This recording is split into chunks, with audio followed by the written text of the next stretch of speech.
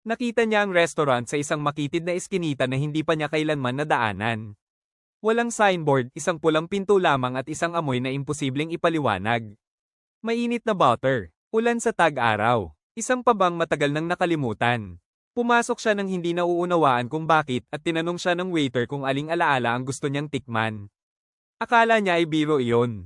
Naglagay ang waiter sa harap niya ng napakaliit na plato na halos walang laman. Isang kagat lang. Kinain niya yon. Agad niyang muling nakita ang isang linggo noong bata pa siya. Tumatawa ang kanyang ina sa kusina. Golden ang liwanag. Walang kulang. Sa loob ng 3 segundo, lubos siyang naging masaya. Paglabas niya, umiiyak siya. Pero hindi dahil sa lungkot. Dahil sa pasasalamat. Kinabukasan, bumalik siya. Sa pagkakataong iyon, hiniling niya ang una niyang pag-ibig. Isang malinaw at napakainit na supang inihain sa kanya.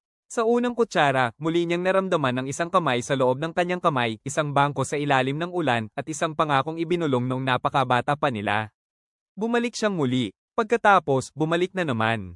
Tinikman niya ang pinakamagagandang bakasyon niya, ang una niyang tunay na tagumpay, at isang gabing pakiramdam niya ay hindi siya kayang talunin ng kahit ano. Ginawang mas buhay ng bawat pagkain ng nakaraan kaysa sa kasalukuyan. Naging mapatla ang apartment niya. Masyadong ordinaryo ang mga kaibigan niya. Mas walang lasa ang totoong buhay. Pero binalaan siya ng waiter. Bawat alaalang tinikman ay bumabalik ng mas matindi, pero umaalis ng mas magaan. Hindi iyon biglang nawawala. Unti-unting nabubura ang hugis nito. Ang mga pangalan, ang mga amoy, ang maliliit na detalyeng tila walang silbi. Nagkibit balikat ang lalaki. Para sa kanya, ang mga detalyeng walang silbi ay dagdag kalat lamang.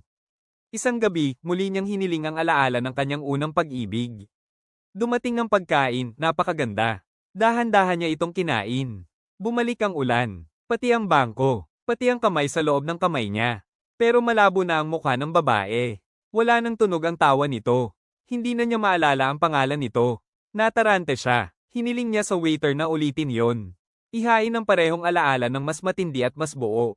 Sumunod ang waiter. Muli siyang kumain. Sa pagkakataong iyon, ulan na lamang ang natira. Pagkatapos, ang bangko. Pagkatapos, isang malabong pakiramdam na lamang, parang kantang naririnig mula sa likod ng isang pader. Makalipas ang maraming taon, patuloy pa rin siyang bumabalik.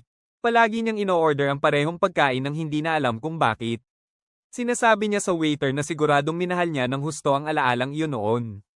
Marahang tumatango ang waiter. Pagkatapos, dinadala nito ang platong walang laman at dahan-dahan iyong kinakain ng lalaki, masayang hindi na niya alam kung ano ang nawala sa kanya.